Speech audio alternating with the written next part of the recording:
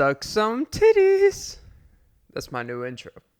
Instead of creating a separate intro to just insert into the audio file, I'm like, hey, let me just say at the beginning of every pod. But yeah, I love when the shorts are short, but not as much as when the temper is shorter.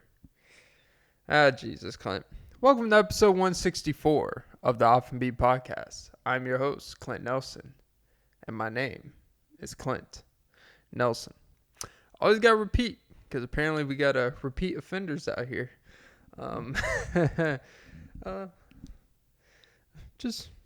We just get a pizza. It's like, that's the problem. But yeah, recording this August 15th, 2022. Recording this at 2:17 p.m. Eastern. I don't know why I felt the need to literally adjust with the time, like in real time. Like it fucking matters. Like I don't even know why I tell you the fucking time when I record it. It doesn't fucking matter. I typically always wait till 3 or 4 days after I record it because I could be a lazy piece of shit sometimes. Not really lazy, but boy gets backed up.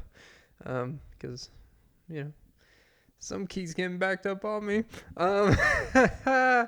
Just kidding. Yet. But yeah. Look, man, we're all sucker for the short shorts, right? But something about toxic hour. Welcome to the who needs Justin LeBoy when you got Clint the boy. I think a little toxicity is a little good to acknowledge it yourself. Like, you know what? I like a shit. A little attitude problem all good will make shit last. I really do think there's something to that. Not like literally like having an attitude, but once in a while, just like a little pushback. It's like, you trying me, bitch? It's like, I am. It's like, you're making my heart race. And that's why I have high blood pressure. It's kind of weird how, look, I don't trust the medical. Here, I'll say it. I have a hard time trusting a lot of the medical business, because let's just call it what it is. And I've gone into it where you're being referred to, you go for a checkup appointment. They find something wrong with you. Like, you should really get this checked out. It's like, all right, well, check it out. And they're like, well, we can't do it today. It's like, I waited 45 minutes. I think you can do it today. I've literally been here for 10 minutes. The wait should not be longer than the actual visit. Not that I want to be at the doctor for 2 hours, but, at least if I'm paying $25, I didn't pay to just sit, right? Make use of my time. All right? I'm a high value man. I have medical insurance. That obviously means I'm something of value. Through my dad's plan. But it's I have a hard time, the getting whole, like you go to the doctor, then they refer you to another doctor. It's like, okay, maybe they're a specialist. Then you go there. They don't know any more than the doctor you were originally at. It's just a basic doctor's office. It's just basically that doctor's office didn't feel like doing it that day. Oh, they're going through such a stressful time. It's like, you know what? Your paychecks say, deal with it. All right? You get paid. Don't talk about how great it is to get paid what you do, but then complain about what comes with the paycheck. I hate to break it to you. You get paid to deal with people. All right? But neither here nor there. They get a whole referred, transferred, all that shit around. The whole run around. Like, yeah, I have a hard time. I have a few trust issues. Oh, I forgot what the original point was. Yeah, I don't know. I think I just wanted to get that off my chest, and that's why I refuse to go get it checked out. But yeah, no. Low attitude problem are good. Makes shit last. Yeah, I don't know. As you can tell, this one's gonna be another rough one.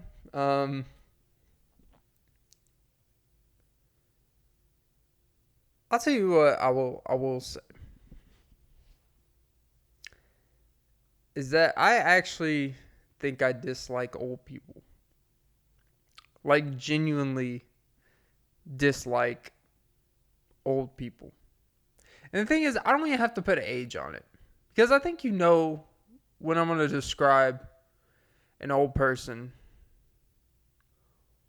what they look like. Like you can visualize.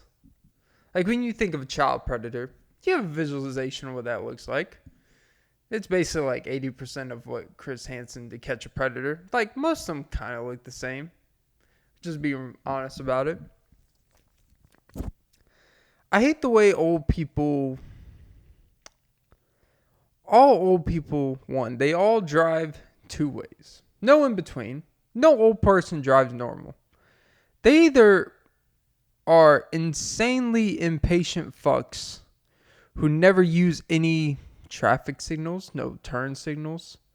And look, I'm not the biggest, I'm not like trying to critique every person how they drive type of thing. I'm not really that type of person. But anytime you start seeing the veteran sticker, which I'll respect, but there's always a way of driving attached to it. Anytime you see the handicap sticker, you're getting behind one of two people. You're getting behind, as I described, the people that never use turn signals, people that bob and weave to every inconvenience, every opening they can to weave into another lane they can because they think they're actually going faster, but in reality, they're actually going nowhere. You're going literally nowhere faster. Sometimes you got to be able to assess the situation, the road, the highway, whatever the fuck you're on, and realize you're not going anywhere. You're not going anywhere faster. Or you get the complete opposite type, where they drive 15 under the limit, maybe even take the left lane, if that's even an option in this case. Let's hope that's an option, because then at least you can go around and you can go somewhere. But the worst part is on the type of days, it seems like when you get behind these people, you get behind a lot of them in the same trip. It seems to be around 1:32 p.m. They're all out here.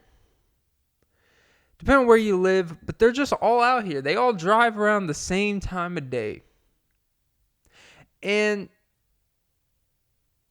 when you get behind one, you get past them. Cool. In the clear. And then like half a mile later, you get behind another. And then maybe as you finally turn and get on like, I don't know, a parkway, a mini type of highway type of thing, then guess what? You get behind another one when you turn into a one-lane road on a solid green that they have a yield to turn option and they have so many chances they could fucking go and they just don't. Now, look, I respect what most old people have done. They paved the way to, crazy debt. They paved the way to the housing crisis. They paved the way to creating illegitimate children. But, I'm getting tired of getting behind you. I really am. And I think it's how someone drives. Is it really a form of their personality? Or I think it's one of two things. I think how you drive is either literally, like you could tell by someone's personality, if you're around them long enough, probably how they drive or at least get a good grasp. Or sometimes it's the complete opposite. Because one of the two things happen. Typically someone gets a little courage behind the wheel.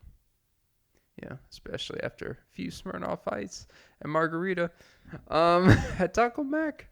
Oh, baby, it was $5 Fridays. But yeah, you get little people that are the most least courageous of people tend to become the most courageous behind the wheel in a vehicle, because there's a protection aspect. This is my way. This is my way. You can't satisfy your needs of communication and social dilemmas. You get behind, you get in a vehicle, and I get it. Like, we all feel a little bit more like, you know what, fuck it. Like, some days you just feel like, I'm gonna step on the gas a little bit. You have an utmost, not confidence. You have a very gratuitous. You have a very you have a heavy conviction on what you're doing, because it's mostly muscle memory at a certain point. I think about, like, you would think people that have been driving for 50 plus years, right? Like, let's say you got your license when you were 18, 19, whatever, and you're like 60 years old. You're technically an expert of driving, or at least you should be. If you do anything for 50 years consistently, you should be really good at it. So why are you not? Now, young people are typically terrible drivers too. Old people are also really terrible.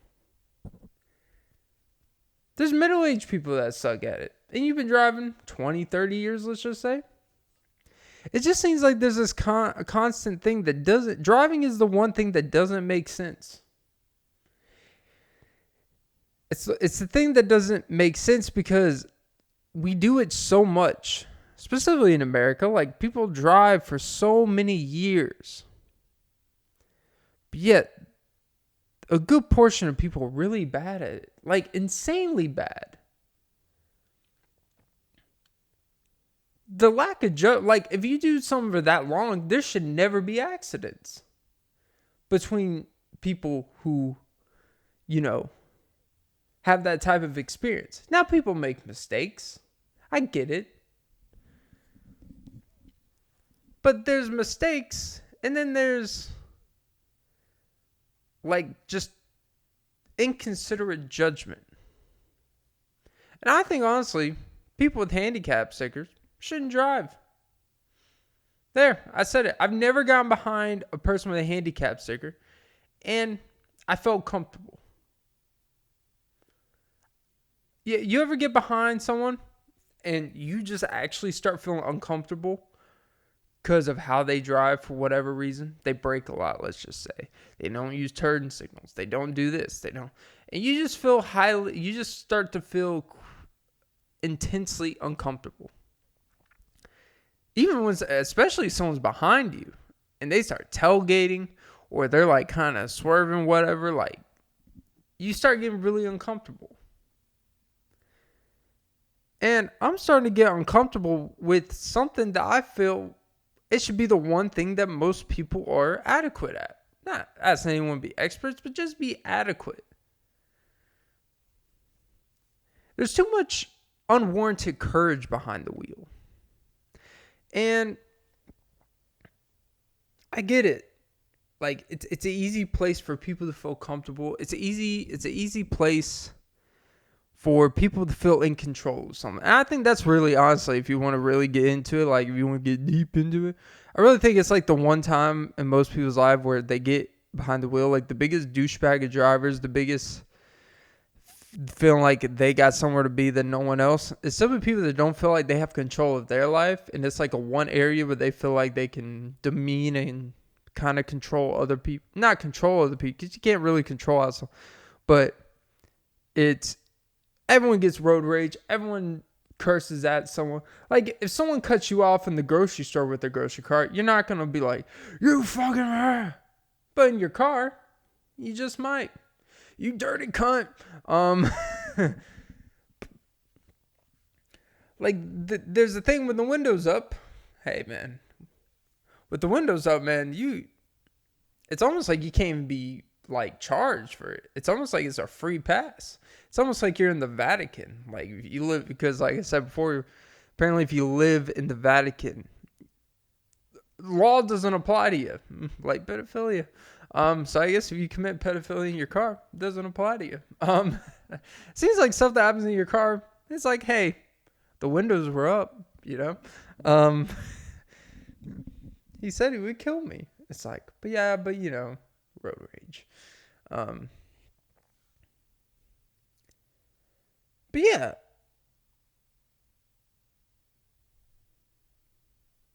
I think in your vehicle, obviously, I don't think this is a new take by any means. I just think people feel it's like the one place where they feel in control of potential danger that they could incur on someone. Because there's kind of like the high of any moment, some really bad shit can happen if you're not paying attention. Or some randomly can happen to you. And there's that high stakes. There's that living life on the edge. Fullest type of mentality can be. I felt like for a lot of people, it's literally like the one place where you're out there with people and you feel like it's a place for some people where they feel like they can be seen or be noticed or really feel like it's one place where some dudes can feel alpha. Which that's kind of sad if that's like the one place you can actually feel like a guy in this world. Like, I think you got other things to work on. But yeah, I don't know. Old people. Old people just shouldn't. I honestly think like that grandfathered in where like we've all been behind that old person in the town and country, the Buick. Like, it's always the most Jesus Christ. And you're not going to honk at an old person when you know it's an old person. Because you know immediately when you're behind an old person. Oh, by the way, yesterday, including this random side tangent, this lady, in the middle of the day, drove a pretty standard car. I think it was like a Honda Civic, one of those. Was on a sidewalk with AAA there. And I'm thinking like, oh, damn, this is a shame. She broke down. Maybe dead battery. Whatever. AAA's there. Putting gas in her tank. I'm like, huh. I've never understood. How do you run out of fucking gas? And not to bring the kid in here, but she had her kid with her. Like, her and her kid were on the sidewalk while the AAA dude was putting gas in her vehicle. And I'm like, especially with modern cars, how many signals it tells you when gas is low and you're not in the middle of nowhere. There's gas stations, literally, gas stations are designed to be within like every couple miles of anywhere, even the most desolate of areas. But you are near literally all these commercial gas stations. You were near a Quick Trip, a Racetrack, a fucking Shell, a Texaco, a Chevron, all within like a 1.5 mile radius. You passed by a couple on the way there, based off where it seemed you were coming from. I think she ran out of gas on purpose. And I was telling someone this yesterday, and they're like, actually, you know what it is? She probably just wanted free gas. I'm like, how do you get free gas? Like, well, when you have a AAA membership, like, what you pay for is what you pay for monthly and all that. And then you get gas, if you have an issue, they come and basically do the shit for free, whatever your problem is. And my thing is, and they even said, like, honestly, if you're really just trying to get free gas and not pay for shit out here, you could just purposely run out of gas all the time and have them come fill it up for you for free if you really want to play the system. And I'm like, huh. Seems like a heavy, inconvenient waste of time. But you know what? Can't make the shit up. My thing is, like, it's one thing to run out of gas when it's just like you. But when you have a child with you, the dangers of running out of gas, potentially if you were in like the middle of nowhere, or if you were in a bad area, to have your kid stranded out for 45 minutes or an hour on the low end, waiting for AAA to come, just put gas in your vehicle when it was so preventable. And she didn't look poor by any means. Like, she looked like she, probably lives a modest, single mother life. But probably just lives like pretty normal. My theory was, I think she just wanted a break. I think she just wanted to be able to relax, sit down and shit. But she probably had errands to technically do that day. She probably had to, take the kid to this, that. And she knew she wasn't going to have any time to herself. You know what? I feel for the mothers out here. And I think she just wanted a break. She just wanted to do nothing. She just wanted to sit there, stand there, and just relax to herself. And you know what? I feel for her. It's tough. It's tough being a parent out here. I get it. But don't run out of gas. Just like do yoga in the morning. Take 10 minutes, do yoga. Stretch in the morning. I don't know. Maybe drop your kid off. Maybe, you know what? Set a play date. So then you could go get your nails done or something. Or, go take a nap somewhere. Go to a massage place. I don't fucking know. Don't run out of gas to make use of your AAA coverage. With a kid in the car. I mean, it's crazy dudes out here. I mean, I almost catcalled her. I was like, yeah. Good stuff. This episode is so fucking terrible. You tell I'm pulling the shit out of my ass. I guess I have rabbit ears. Today's drink. Large iced coffee, mocha. Back on the kick.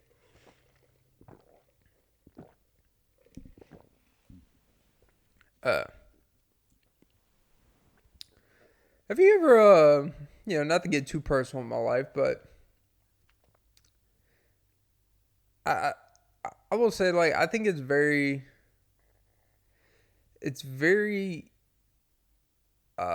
not life changing. Jesus Christ, get a grip on your dick. But I think it's always nice to meet someone and have someone that you just kind of understand and you feel like understands you in a weird way. I'm not saying this about me, my specific life. It was just something I was kind of thinking about, and I think in some ways it was relatable to me in some ways. I think it's important to just have someone, or maybe multiple people, if you're a hypergamy, whore. Clint. I think it's really important to just have people or someone in your life that you just kind of understand, and someone that understands you and honestly genuinely likes being around you for you. I know this sounds corny, I know this sounds cheesy, but I think today is harder than ever just to sit down or go do something with someone and actually enjoy being with each other and not having to rely on whatever you're doing to overtake the enjoyment, right? Like if you go bowling with someone, something simple. Let's say you go bowling. You could like bowling. There's nothing wrong with bowling. But have you ever bowled with someone that you don't really click with? Or you don't really enjoy? I don't even want to say like. It could be a friend or where you just like don't have a kinship with. You don't really have a chemistry with. The bowling can only take so far. You start bowling faster, you stop caring if, the bumpers are up or not. You stop caring how many gutter balls. You stop caring about your score. You don't even care if you get the spare. You start bowling through your legs to be interesting. You start doing all weird shit to seem cool. And when you start doing all that just to spice it up yourself, it ain't going well. All right? Because, that's... when it's going bad, those are the only holes your fingers are going in that night. All right, Clint. Sorry. Took it for a twist. Oh, Jesus. It's about a curve. I have trouble with the curve, and so does she. Okay, Clint. Now I'm thinking about it, you know what's really disgusting is those bowling balls, those like they're basically public service bowling balls. When you really think about it, those oily. It tastes like, it feels like sometimes they just like got some olive oil from the back and they just coated the ball with it.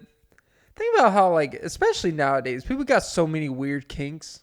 Now that I think about it, I wonder if people have like bowling kinks in the bedroom. Like, nowadays, like, you can't just be satisfied with simplicity in the bedroom. Everything's got to be extreme. Like, and some people really like pain, I've been told, or assume. There's some girl or guy out there that's just like, yeah, I want you to throw that bowling ball on my fucking stomach and drop it. Drop it like a world's strongest man, like carrying the big, like, 800-pound fucking cylinder rock. Carrying it farmer walking for 100 feet. Yeah, I want you to just drop a 18-pound bowling ball on my belly button. Because you know what? I want to feel the contraction. I want to feel alive. It's like, yeah, but do you want to rupture sternum in the process? It's like, I'm pretty sure the doctor would be less judgmental if you just like stuck a bowling pin up your ass. It's like, another guy that stuck something up his ass. All right. Just another Wednesday in the ER. But it's like, wait, you had your partner drop an 18-pound bowling ball from 12 feet up on your belly button? Dude, get some help.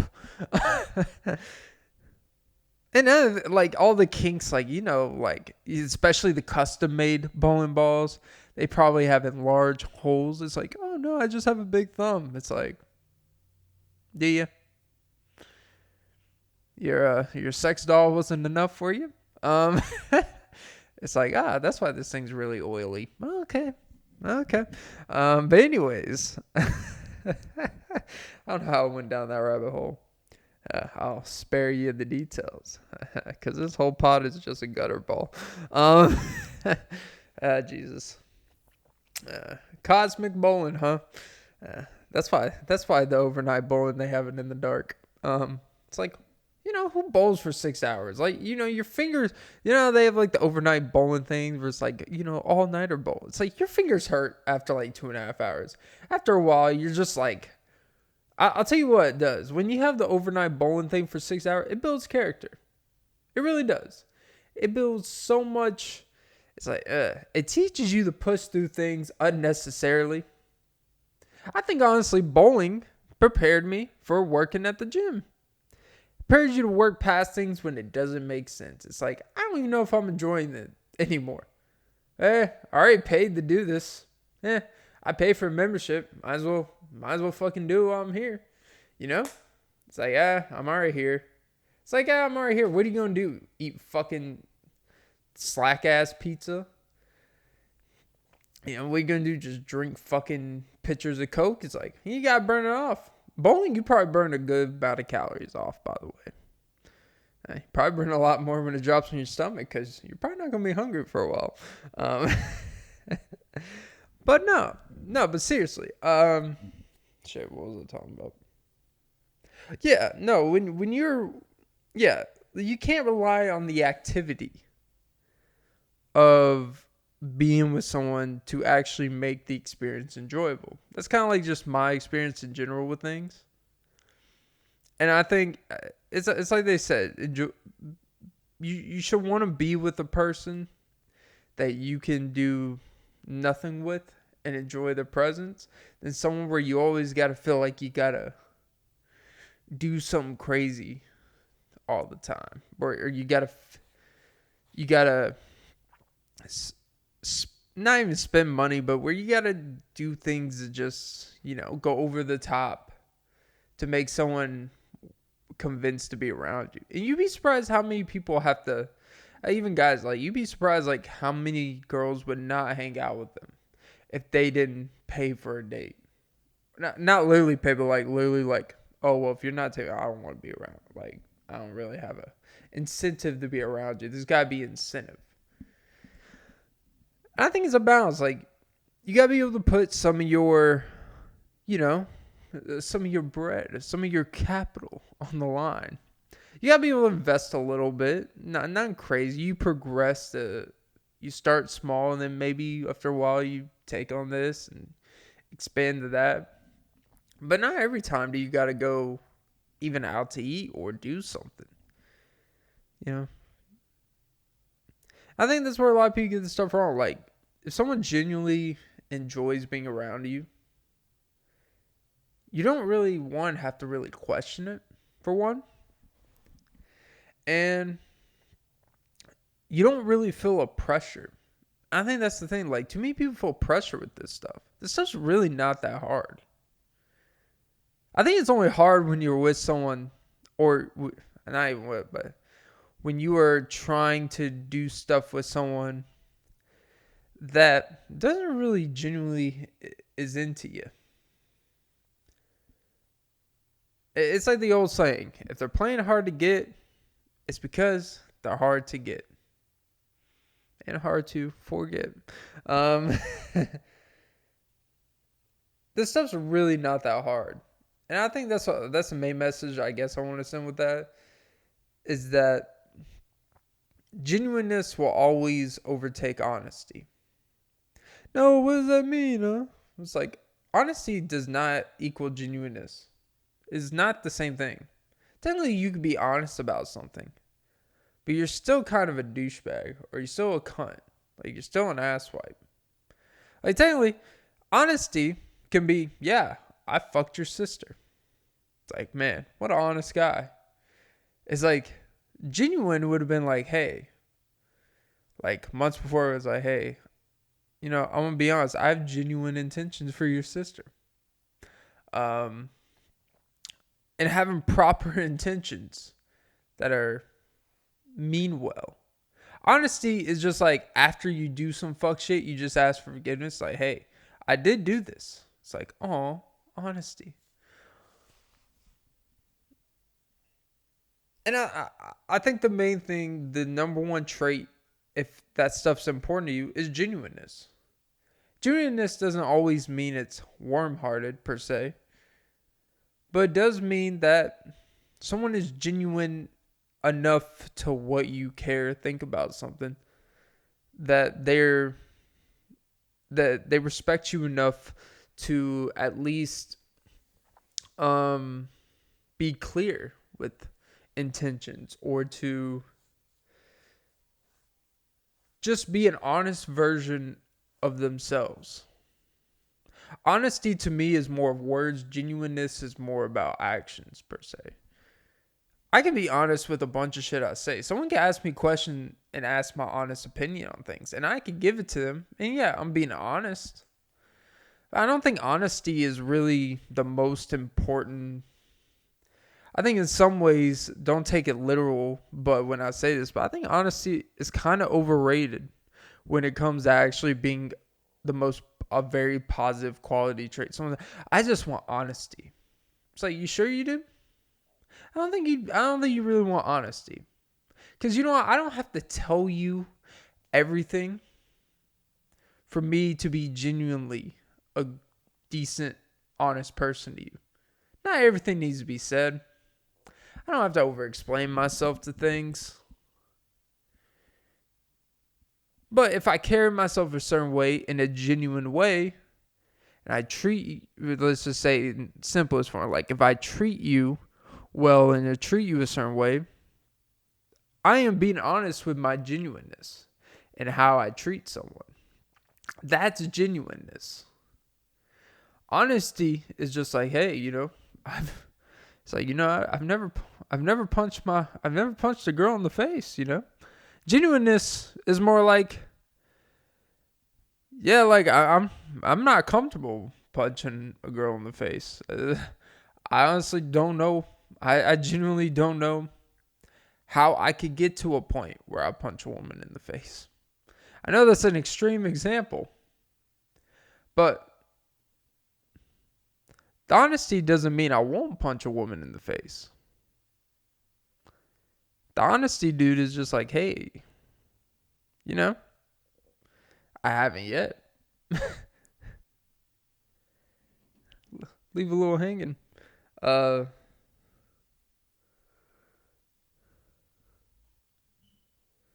but no,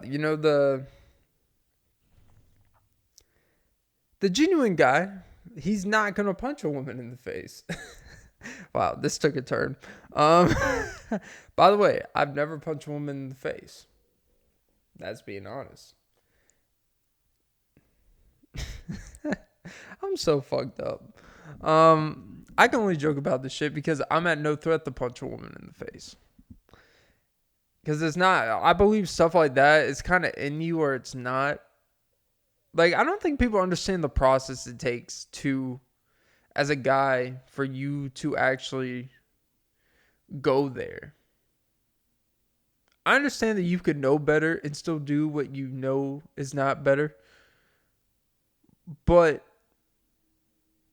like, I think, especially if you're just raised a certain way, just the thought process it would take for a guy to punch a woman in the face, regardless of your anger, regardless of your feeling about something, like you really have just kind of given up on something about yourself.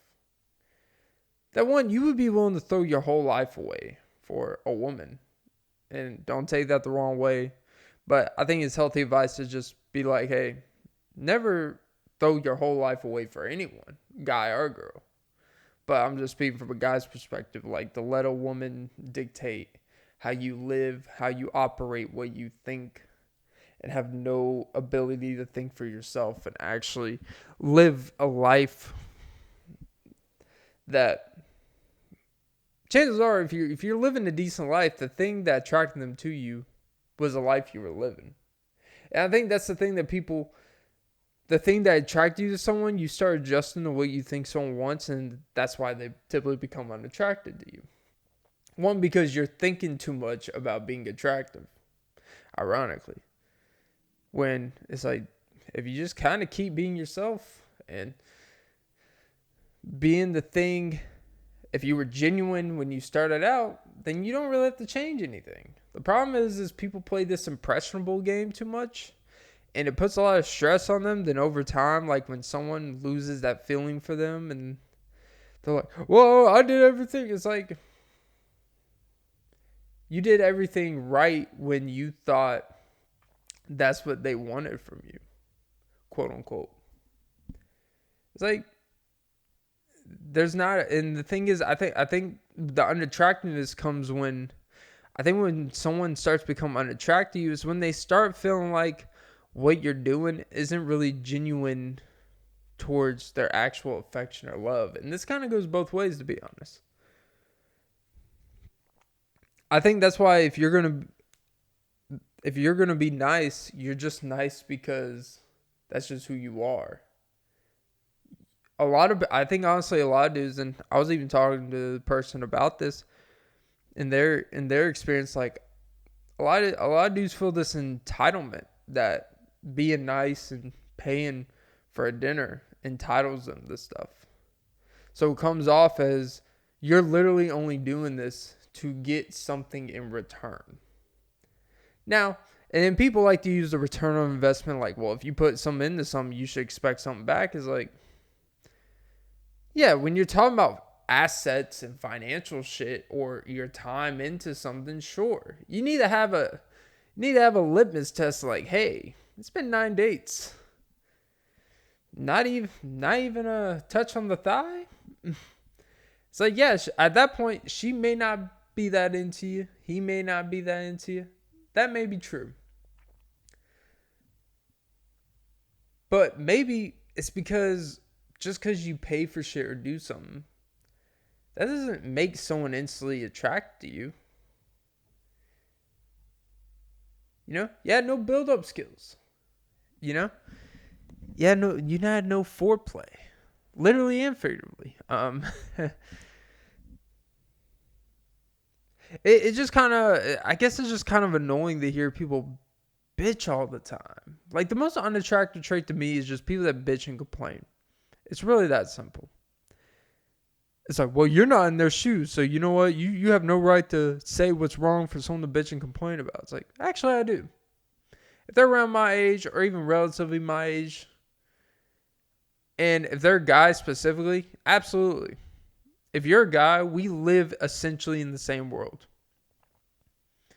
Especially, if it's like a white dude, like if it's like a white cis male, we have similar characteristics and shit. Especially then, I have no problem being like, yeah, no, you're acting like a bitch. Like, I don't care to fucking hear it. Do better for yourself. It's like when people use quote unquote depression and stuff as an excuse to not do better for yourself. In some ways, I get it. Like, I get depression and stuff. Like, I'm not trying to be insensitive, but at a certain point, the reality is, dude, the world's not going to wait for you to get over your sad, pathetic feelings of yourself. The world's not going to wait for you to get over shit. That's just the truth about anything. And that's universal for anyone. But especially as a guy, like, even more so. Because there's no real backup plan. If you don't figure it out, you can't just marry. Chances are, the odds aren't in your favor to just marry someone with money. And, that's just not really how that dynamic works. So, I think when people want to get into the insensitivity with depression, right? Geez, Clint, getting a little too serious here. When it comes to depression, anxiety, like, they're real things. And I don't want to make someone feel bad for feeling that, because it's normal. I think everyone has gone through bouts of different forms, less severe, more severe depression, anxiety, and stuff like that. Like, things happen in life that make you sad. And that's different than just feeling sad for yourself because things aren't ideal or something happened specifically or, whatever. But when it's just like, I feel lonely, it's like no one wants me, everyone else is the problem type of shit. It's like, well, there's one constant variable. You probably have made choices and done things that put you in a position to be lonely. That's the thing no one wants to hear. But that's the truth.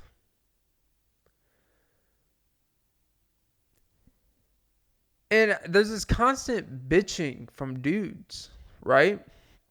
It's easy to blame and point the finger.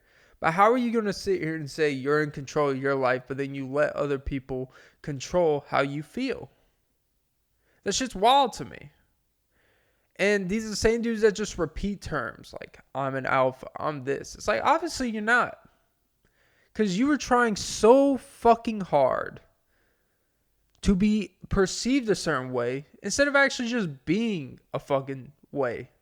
If you want to be something, you got to do things to actually acquire those traits, or at least look like you acquire some fucking traits. Like, I'm not a fake it till you make it guy, but at least look like you can fake it.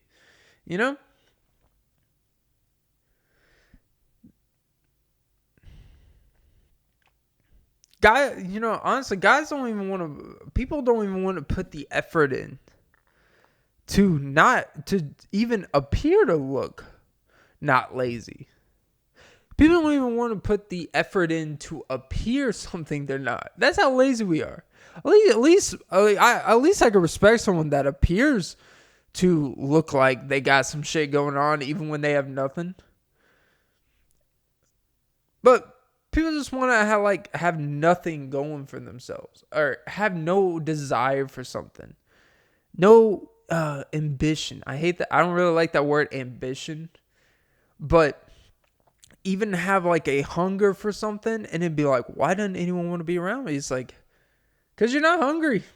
People like to eat. I like to eat. Go to Checkers. What you doing? Going to Beeford, Georgia. The big Beeford. Okay.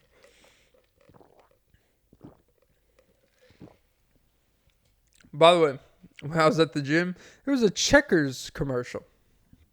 And of course, They have become like every other fast food place. They have a 2 for $6, some type of fucking double stacked cheeseburger option.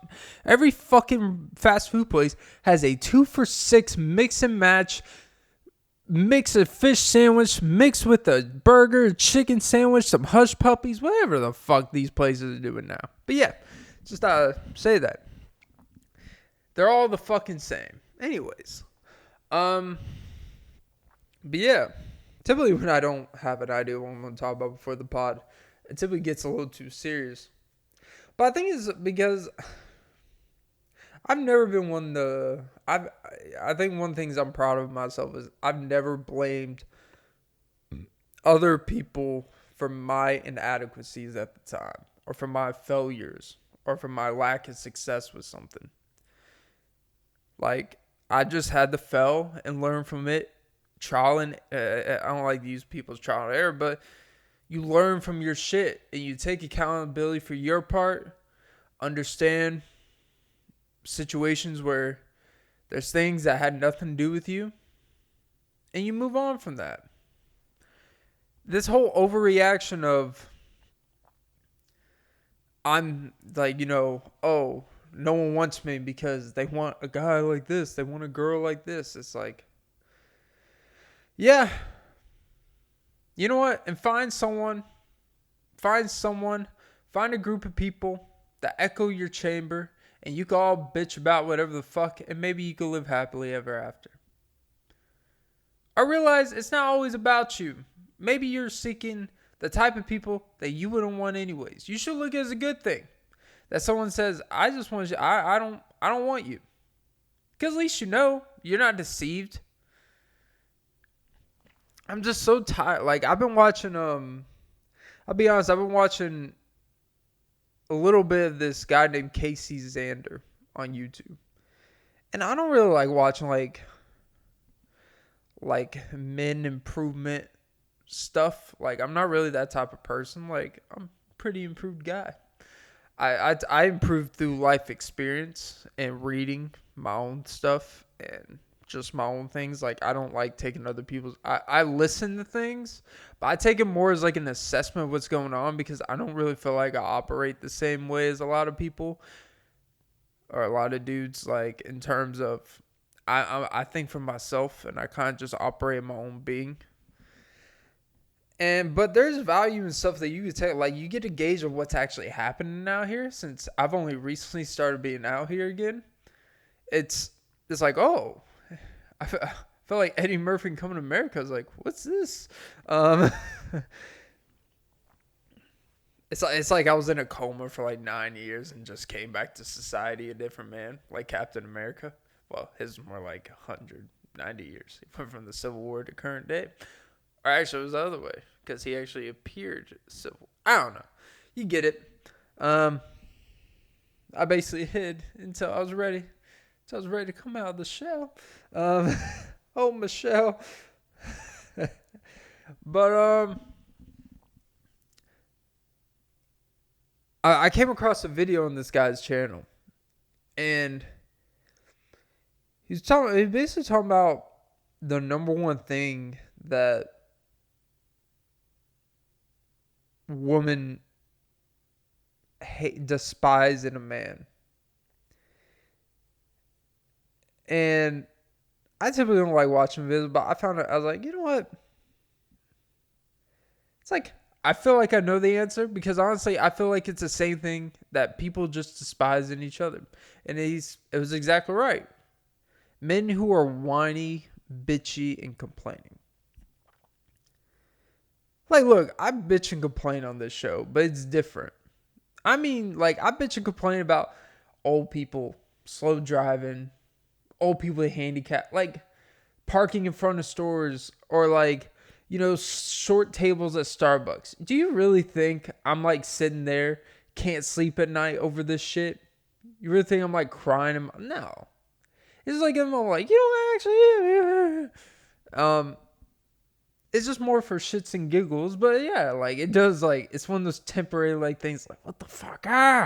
It drives you crazy, but it's not that serious. But I mean, have you ever been around someone who just whines and complains about just even like things in society that are unideal. And like they actually take it like to a close heart, right? And there's certain things to really complain about, right? But maybe they just bitch about their own lives. It's like, just be happy with your life. Even if it's not great. Like, what sense does it make to be unhappy about shit? That's the part I don't get. Like, I'm a believer that I know this is corny. I believe that happiness is really more times than not a choice. Happiness is the definition of a choice. There are things that can make you unhappy, yes. But you have to make active efforts to either get back to a happiness point or to actually earn happiness. Happiness is really like, I look at happiness as like a it's like a goal per se. Like, you have to actually work to be happy. You have to earn it. Like, you have to actually do things to obtain it. You have to do shit for it. And when people just act like it's the definition of entitlement. A lot of people believe happiness should be their constant entitlement state. It's like, no, people that typically feel indifferent about a lot of things, like they just feel indifferent about their life, it's because they probably don't really do much to even warrant to feel great or bad. People that feel really bad and down themselves because they probably accept a lot of unhappy things in life and don't really make a choice to make it different. And you know what? Sometimes you could do all the right things and you could still not be as happy as you think you should be. But I think the thing about humans that makes us kind of like this beautiful creature, I'm starting to sound like one of those people, but I think the thing about us humans that kind of make us like, we can lie to everyone. It's easy for us to lie to everyone else, but you can't lie to yourself. I mean, some people can. It's a term. It's called, like, psychopath. Where you could literally convince yourself that you are living a life that you're really not. But I think deep down you can't really lie to yourself over a period of time, because it always, like, let's just say something like this, right? You could lie to yourself and say money doesn't matter to you. Okay, let's go down that road. And by the way, I'm one of those people. I don't believe that money is the be all end all for me.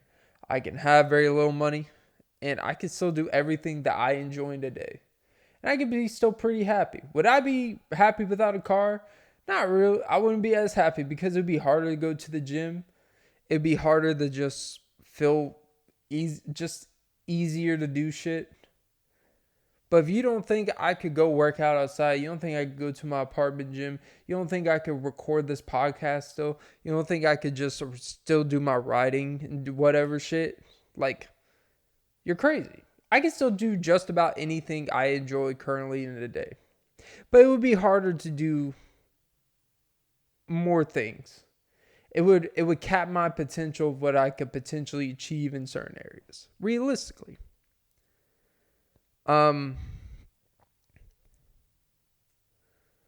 But if you're one of those people that say money doesn't matter to you, okay.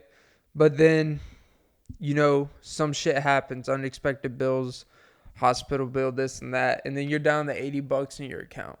But then your whole mood changes as a person. You start being you're more unhappy. You start purposely, drinking and eating yourself to death, and you just have like a weird, your whole attitude, your sensibility changes about you. Then obviously it does matter to you, because not having it literally changes how you operate. And it's okay to be like, yeah, no, I don't operate that well when I don't feel comfortable. That's normal. Some people are like that. But don't lie to yourself about it. Make sure you have what you need to do to feel comfortable so you can operate the way you need to operate. So you can lie to everyone else, but you can't really lie to yourself over a long period of time. That's just kind of the way I look at it. Like, I wouldn't say I've lied to people, like stuff like that, but I've definitely lied about giving off an impression when I'm more than okay when I'm really not at different points in my life. And I think it's just very important to be genuine with yourself. Don't be honest. Be genuine with yourself. Because being honest, telling yourself you ain't shit, it's like, well, all right. Thanks. Didn't really do anything. When you're honest with someone and you're just honest to really make yourself feel better, when you're honest with another person, it does nothing for them. You're just being honest for your own selfish benefit, but you're not really being genuine in the reason why you feel it's good to be honest to them. But being genuine with yourself actually makes you be kind of a little bit more, more empathetic with yourself, understanding, but also realize, like, look, man, like, you gotta do something about this. This is gonna catch up to you. It's being genuine with yourself, and that's why genuineness to me is more important than honesty. And I'm going to end the episode there because I don't really know how much more I can take of myself right now. Jesus. 2 pods in a row under an hour. Your boy's shortchanging himself. I'm cheating myself. All right, guys. I forgot to say this at the beginning. Don't forget to like, follow the pod, subscribe, hit the notification bell. But most importantly, as I said, suck some titties. And yeah, just be genuine. It's not that hard. Be genuine, and you will get the type of reaction, you will get the type of people, the type of things you want in your life in return. And I think it's really like a life cheat code. Maybe you go months where you don't feel like you're being warmly received, but then when you do get people or things in your life to return the favor by not expecting your favor, I think typically it works out better for you. All right, guys. Have a great day and stay safe out there whenever this is posted.